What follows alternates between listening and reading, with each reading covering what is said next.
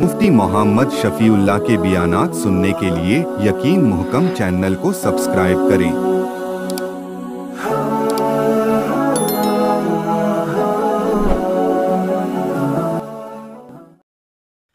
الحمدللہ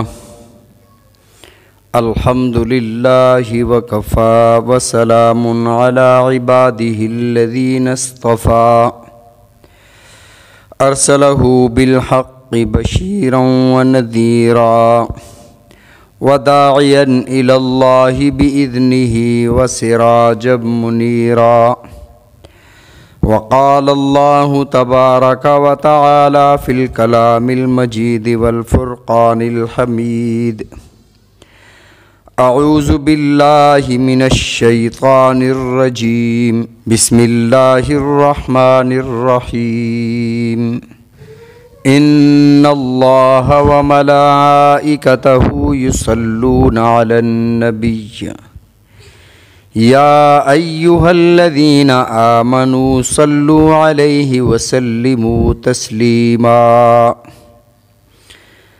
وقال النبی صلی اللہ علیہ وسلم صلوا علی فإن الصلاة علی زکاة لکم او کما قال علیہ السلام صدق اللہ وصدق رسولہ النبی الکریم ونحن على ذلك لمن الشاہدین والشاکرین والحمد للہ رب العالمین اللہم صلی علی محمد وعلی آل محمد کما صلیت علی ابراہیم وعلی آل ابراہیم انکا حمید مجید اللہم بارک علی محمد وعلی آل محمد کما بارکت علی ابراہیم وعلی آل ابراہیم انکا حمید مجید۔ حاضرین مکرم، محترم بزرگوں، دوستوں، بھائیوں، آپ حضرات کے سامنے کلام مقدس فرقان حمید سے سورہ احزاب سے ایک آیت مبارکہ اور حدیث مبارکہ تلاوت کی۔ دعا ہے کہ رب العزت مجھے اور ہم سب کو اخلاص کے ساتھ قرآن مجید اور رسول اللہ صلی اللہ علیہ وسلم کے فرامین سمجھنے کی، عمل کرنے کی توفیق عطا فرمائے۔ جتنی بھی عبادتیں ہیں، نماز ہے، روزہ ہے، حج ہے، زکوٰۃ ہے، جتنی بھی بھلائی کے کام ہیں، وہ سارے کے سارے انسانوں یا جنوں کے ذمے ہیں یا فرشتوں کے ذمے ہیں۔ فرشتوں کی عبادت کرنا تو ایسے ہے، وہ بے اختیار ہیں عبادت کرنے پر، انہیں جس چیز کا حکم دیا گیا ہے وہی کریں گے۔ جیسے ہم کھانا کھاتے ہیں، پانی پیتے ہیں، پسینہ نکلتا ہے، یہ ہمارے مزاج میں شامل ہے۔ پسینے کا نکلنا، بھوک کا لگنا، کھانا پینا، ہم سانس لیتے ہیں، اس کے بغیر ہم زندہ نہیں رہ سکتے۔ آکسیجن ہماری مجبوری ہے۔ تو فرشتوں کی مجبوری خدا کا ذکر، خدا کی عبادت ہے، اس کے بغیر وہ ان کے لیے کوئی چارہ ہی نہیں ہے۔ لا یعصون اللہ ما امرہم ویفعلون ما یؤمرون، انہیں اللہ نے جو حکم عطا فرمایا وہی کرتے ہیں، وہ ذرہ برابر بھی خدا کی نافرمانی نہیں کرتے۔ ان کے لیے کوئی دوسرا آپشن ہی نہیں ہے کہ وہ کر لیں نہ کریں تو گناہ ہوگا، کریں تو ثواب ہوگا، ایسی کوئی بات ہی نہیں ہے۔ جو جہاں پر جسے حکم دیا گیا اسے بعین ہی اسی طرح بجا لانا ہے۔ اسی طرح جس طرح ہم سانس لے رہے ہیں، سانس لینا ہماری مجبوری ہے، یہ ہمارے بس میں نہیں۔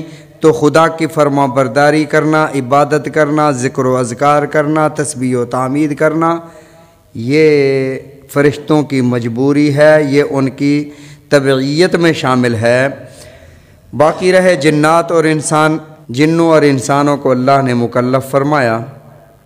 مکلف کا مطلب احکام کا پابند بنایا اور انہیں اختیار بھی دے دیا کہ یہ کر لوگے، صراط مستقیم پر چلتے ہوئے جنت میں چلے جاؤ گے جنت اور ہدایت کے راستے کو پالو گے، اور اگر نہیں کرو گے تو ناکام ہو جاؤ گے۔ فمن زحزح عن النار وادخل الجنت فقد فاز۔ تم میں سے جو شخص جہنم سے بچ گیا، جنت میں چلا گیا، یہ بندہ کامیاب ہو گیا، اور جو جہنم کی طرف چلا گیا، جنت سے رہ گیا، وہ ناکام ہو گیا۔ ناکامی اور کامیابی کا مدار خدا کے احکامات کو ماننے میں، اور خدا کے احکامات بھی رسول اللہ صلی اللہ علیہ وسلم کے طریقوں کے مطابق۔ اور اگر کوئی انسان خدا کے حکم مانتا ہے، نماز پڑھتا ہے، لیکن طریقہ رسول سے نہیں لیتا، اپنا طریقہ اختیار کرتا ہے، حکم خدا کا مانتا ہے، روزہ رکھتا ہے، لیکن طریقہ اپنا رکھتا ہے، نبی کا نہیں رکھتا، یہ شخص بھی ناکام ہے۔ اس لیے فرمایا لقد من اللہ علی المؤمنین، اللہ نے تم پر احسان فرمایا کہ اللہ نے تمہیں رسول عطا فرمایا۔ اب تمہارے ذمے یہ ہے کہ تم رسول کی تابعداری کرو، رسول کی اتباع کرو۔ من اطاع اللہ اطاع الرسول، جس نے رسول کی اطاعت کی سمجھو اس نے اللہ کی اطاعت کی۔ خدا کے احکامات کو رسول صلی اللہ علیہ وسلم کے طریقوں کے مطابق بجا لانا، یہی راستہ ہدایت کی طرف انسان کو لے جاتا ہے۔ اللہ نے جتنی بھی عبادات کا جنات اور انسان کو مکلف بنایا، احکامات کا پابند بنایا، کسی عبادت میں خدا وہ کام نہیں کرتا۔ مثلا اللہ تعالیٰ نے انسانوں اور جنوں کو نماز پڑھنے کا حکم فرمایا تو خدا خود نماز نہیں پڑھتے، خود نماز کی عبادت نہیں کرتے۔ انسان اور جن حج کرتے ہیں، طواف کرتے ہیں، صفا مروہ کرتے ہیں، مینا جاتے ہیں، مزدلفہ جاتے ہیں، عرفات جاتے ہیں، تو اللہ تعالیٰ نہیں جاتے۔ انسان زکوٰۃ دیتے ہیں، اللہ تعالیٰ اس عبادت میں شریک، اس عمل میں شریک نہیں ہے۔ لیکن ایک عمل ایسا ہے، ایک نیکی ایسی ہے جس میں اللہ نے خود ارشاد فرمایا کہ میں بھی یہ کرتا ہوں، فرشتے بھی کرتے ہیں، انسانوں جنوں تم بھی کرو۔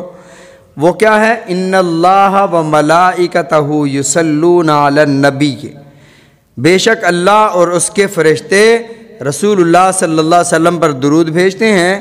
یا ایھا الذین آمنوا، اے ایمان والو تم بھی درود بھیجو، تم بھی صلاۃ و سلام بھیجو۔ اب درود پڑھنا تو عبادت ہے۔ آپ سے اگر کوئی سوال کرے کہ درود تو عبادت ہے، کیا اللہ بھی اس عبادت میں شریک ہے؟ تم بھی درود پڑھ رہے ہو، اللہ بھی درود پڑھ رہا ہے، فرشتے بھی درود پڑھ رہے ہیں۔ جب سارے درود پڑھ رہے ہیں تو تمہارے لیے، میرے اور آپ کے لیے تو یہ عبادت ہے۔ کیا اللہ کے لیے بھی عبادت ہے؟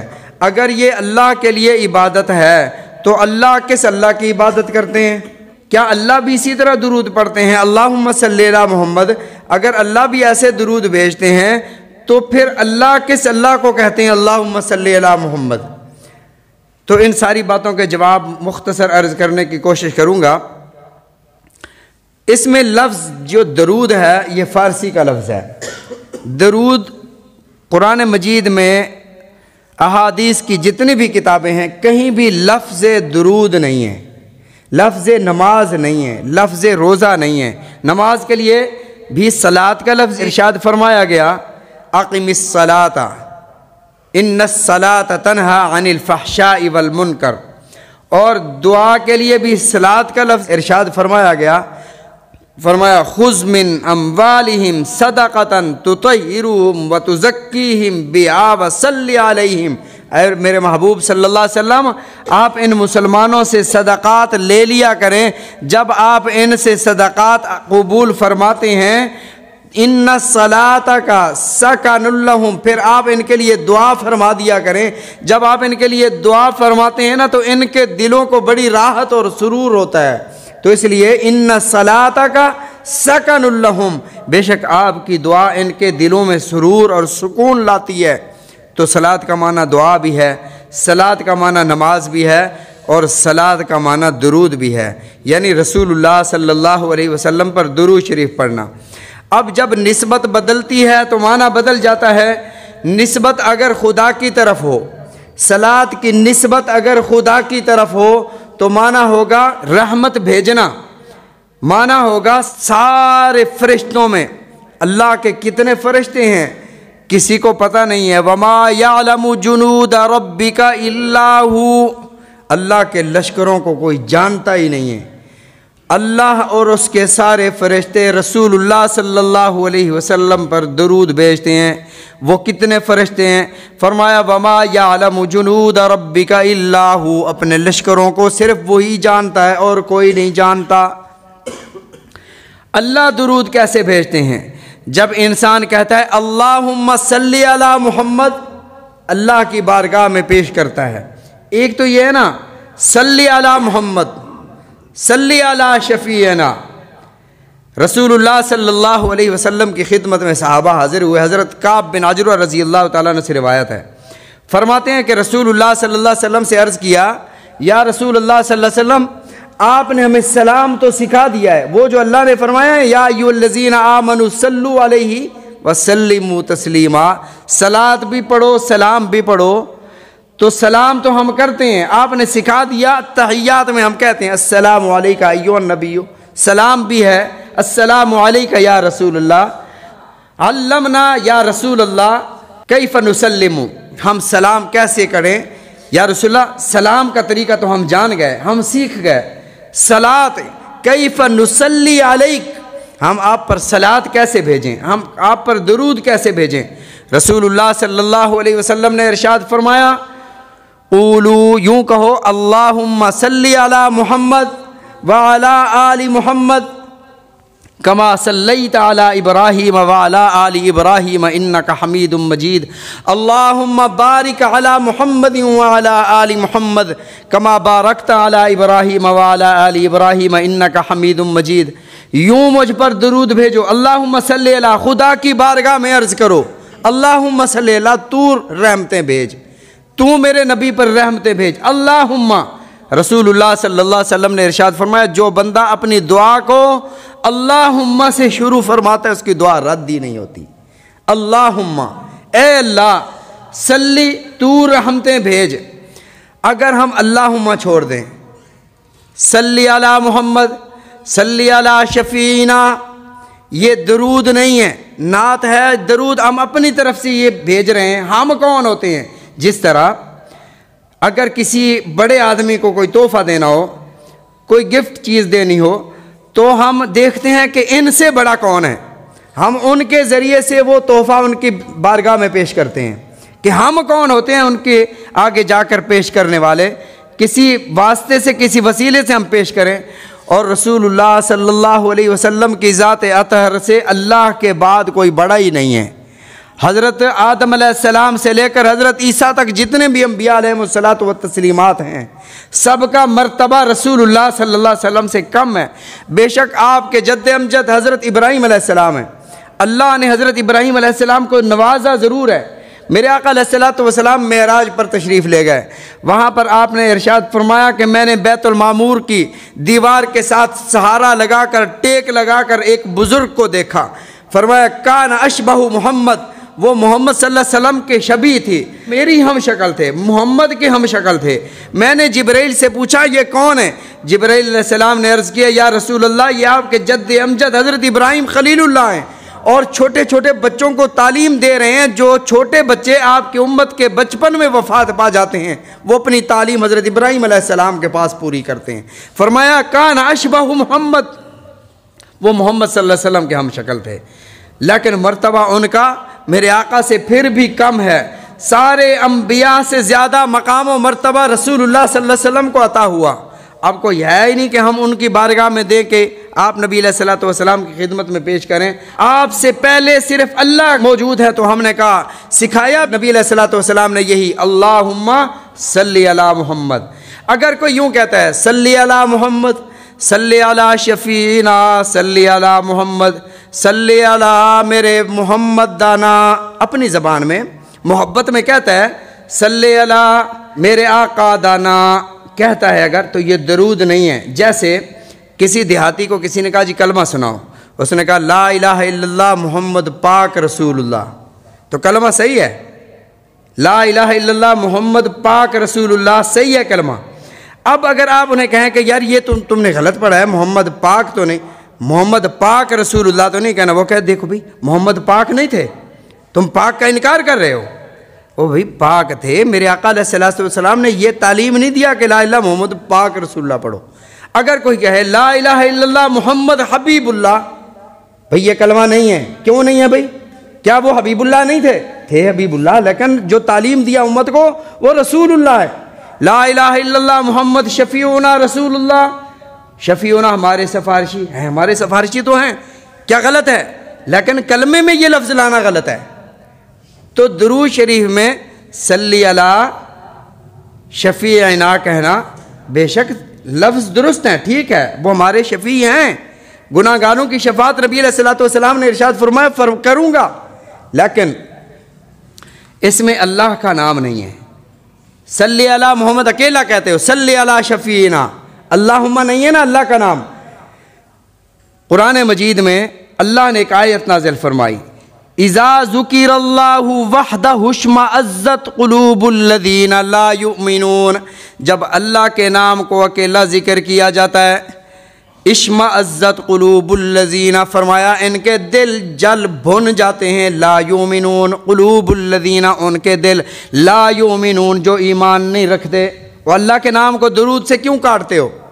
صلی علی محمد یا صلی علی میرے آقا دانا، الفاظ تو ٹھیک ہیں، لیکن میرے آقا علیہ السلام نے جو درود تعلیم فرمایا امت کو، یہ وہ درود نہیں ہے. وہ درود کیا ہے؟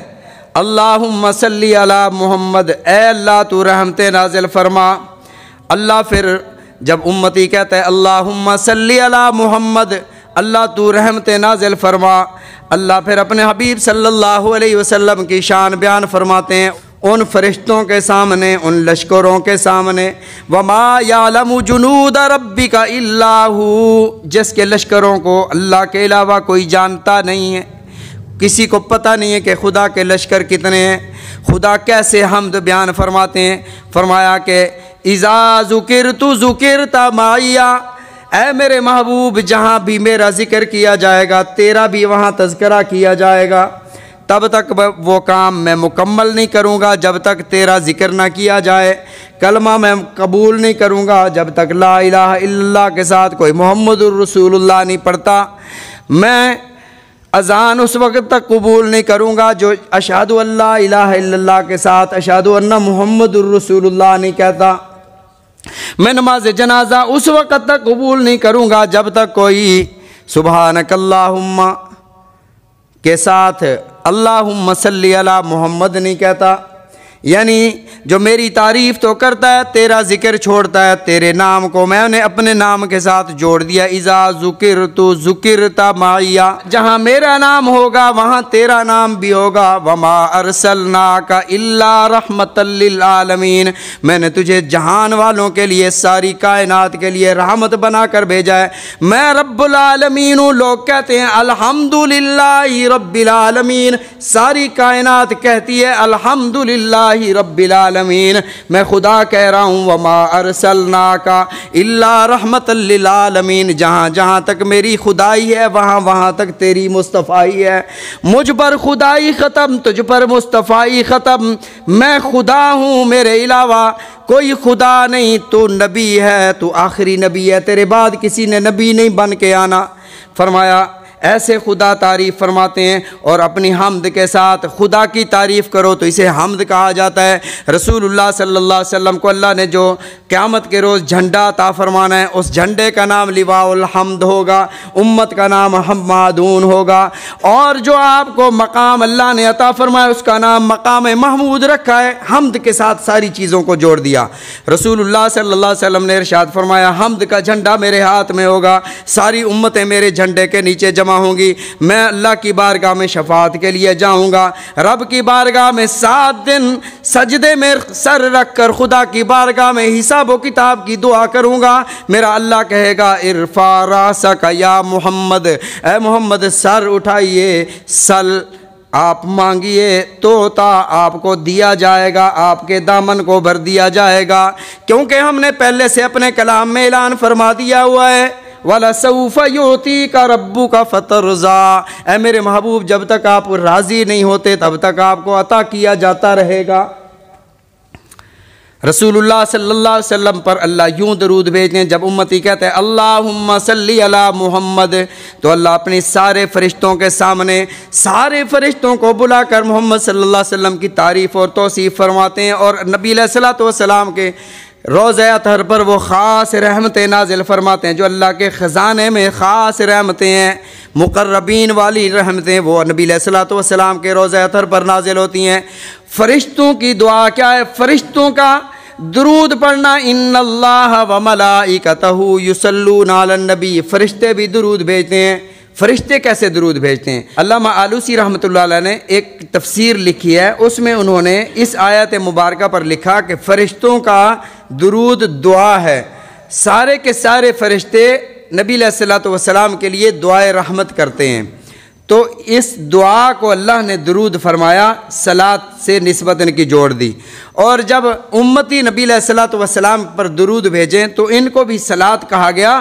نبی علیہ الصلوۃ والسلام نے ارشاد فرمایا من صلی علیہ، جو مجھ پر ایک مرتبہ درود بھیجتا ہے، صلاۃً فإن الصلاۃ علیہ، بے شک مجھ پر درود بھیجنا زکوٰۃ لکم، تمہاری روحانی پاکیزگیوں کا باعث ہے، تمہاری جسمانی پاکیزگیوں کا بھی باعث ہے۔